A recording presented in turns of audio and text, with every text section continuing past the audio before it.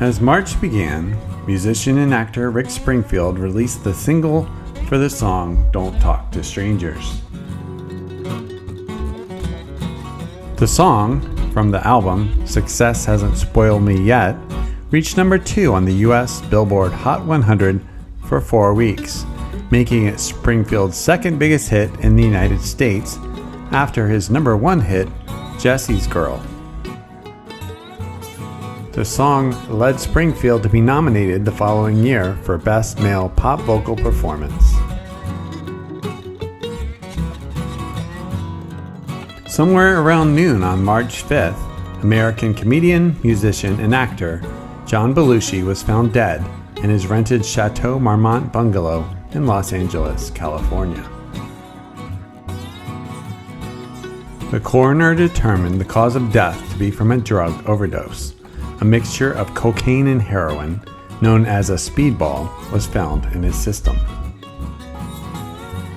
Drug dealer Kathy Evelyn Smith, who was pulled over for driving Belushi's rented Mercedes the wrong way on a one-way street near the hotel, was arrested for drug possession. Smith later admitted to administering the fatal shot to the actor and pled guilty to involuntary manslaughter. She served 15 months in a California state prison.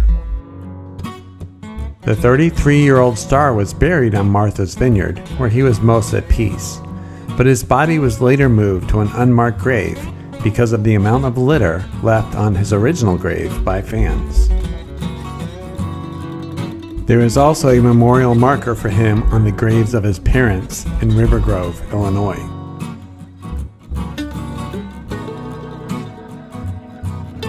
On March 6th, the Milwaukee Bucks were defeated by the San Antonio Spurs in a 171-166 point triple overtime game in what was the highest scoring game in NBA history. The Bucks were led by guard Brian Winters, who led the team with 42 points. For the Spurs, Mike Mitchell and George Iceman Gervin combined for a total of 95 points. Amazingly, this record only stood for less than a year, broken in a game during the following season. On March 13th, the police drama T.J. Hooker premiered on ABC. Starring William Shatner, the show also featured Heather Locklear and Adrian Zmed. James Darren joined the cast as a regular in Season 2.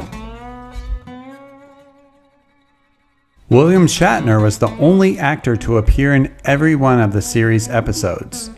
Locklear appeared in almost as many, only missing 6 of the 90 episodes.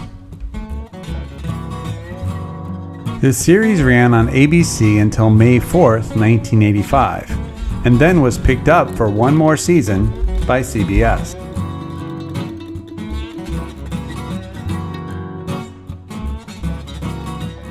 On March 19th, the coming-of-age comedy film Porky's was released in the US and Canada. It had been released in November of the previous year, but only in South Carolina. Set in 1950s Florida, the film is about a group of high school teens who set out to lose their virginity.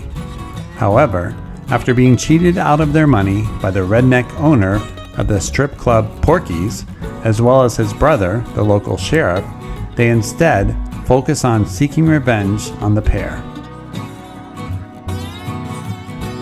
The film grossed over $7.5 million on its opening weekend and over $130 million worldwide. Though the film spawned 2 sequels, neither of the other films that followed found much success.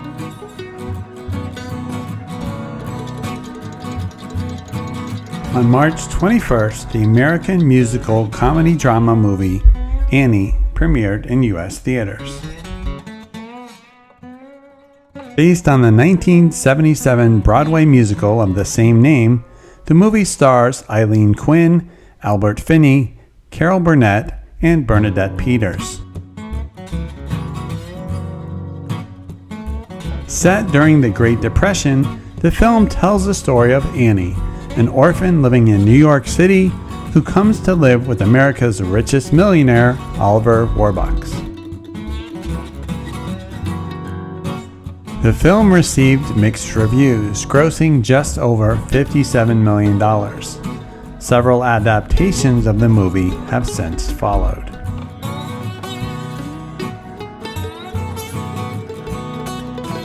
On March 25th, the police drama television series Cagney and Lacey premiered on CBS.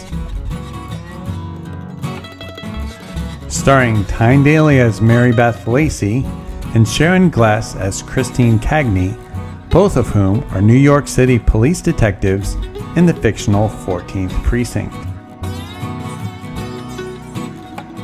Loretta Swit originally starred in the role of Cagney for the 1981 television movie, but was unable to accept the same role in the television series because the producers of MASH would not let her out of her contract.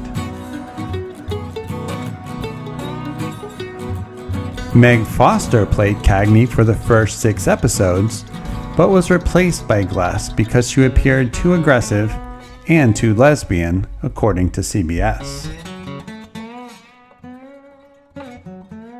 The show ran for 7 seasons, with its last episode airing May 16, 1988.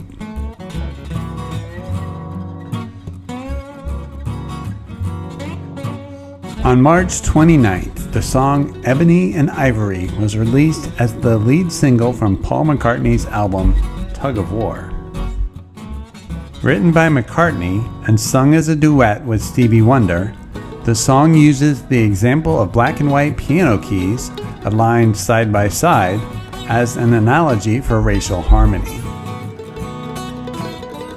The single reached the #1 spot on the US charts and was one of the top-selling singles for the year.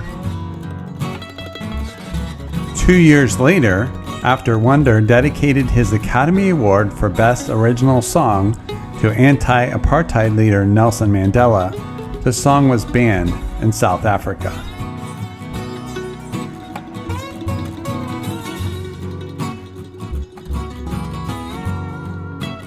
On March 31st, the Doobie Brothers decided to call it quits, splitting up after 12 years of performing together.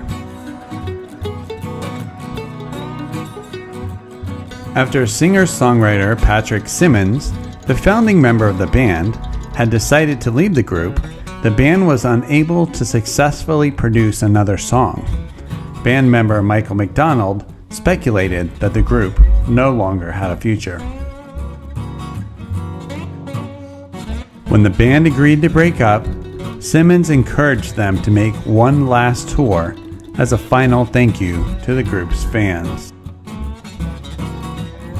That tour, in the summer of 1982, became known as the Farewell Tour. Thank you, as always, for watching this look back at memories of events from March 1982. If you enjoyed this episode, please like and subscribe to our channel. Keep an eye out for our next episodes, which are coming soon.